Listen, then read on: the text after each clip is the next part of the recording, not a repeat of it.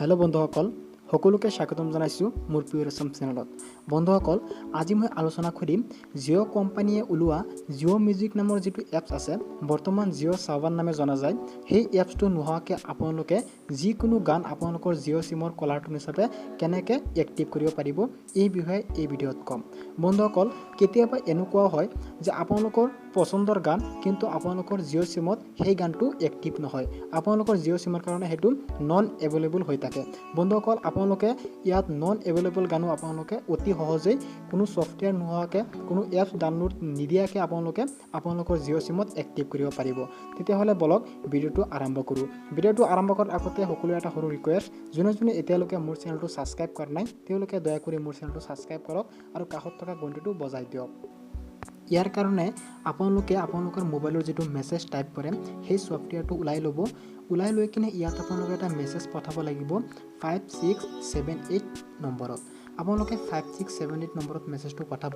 ইয়াত আপোনালোকৰ যি গান পচন্দ, আপোনালোকৰ যি গানৰ নাম লাগে বা আপোনালোকৰ যি গায়কৰ গান আপোনালোকে পচন্দ কৰে সেই নামটো ইয়াত টাইপ কৰি চেণ্ড কৰি দিব। চাওক, মই এটা নাম চেণ্ড কৰিছোঁ, গানৰ নাম লিখি লগে লগে চাওক ইয়াত মোৰ বহুতকেইটা গান আহিছে। সেই গানৰ ধৰক ৰিমেক্স গান বা ডিজে গান, এনেকুৱা আপোনালোকৰ বহুতকেইটা গান দেখা পাব।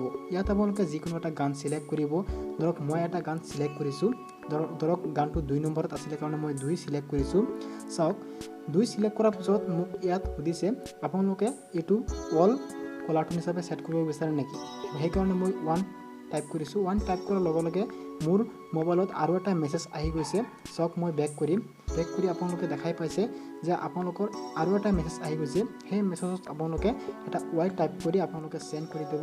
লগে লগে আপোনালোকৰ যিটো গান আপোনালোকে চইচ কৰিছে সেই গানটো আপোনালোকে এক্টিভ কৰিব পাৰিব। বন্ধুসকল, এনেকৈ কিন্তু আপোনালোকে ছফ্টৱেৰ নোহোৱাকৈ, মানে জিঅ' মিউজিক নামৰ যিটো এপছ আছে সেই এপছ নোহোৱাকৈ সহজেই আপোনালোকে গান ছেট কৰিব পাৰিব। গতিকে এইটোৱে আছিলে আজিৰ এটা সৰু ভিডিঅ'টো যদি ভাল লাগি থাকে সকলোৱে এটা লাইক দিব আৰু যোনে মোৰ চেনেলত নতুন আহিছে তেওঁলোকে মোৰ চেনেলটো ছাবস্ক্ৰাইব কৰিব। আজিলৈ ইমানেই, সকলোকে ধন্যবাদ। জয় আই অসম।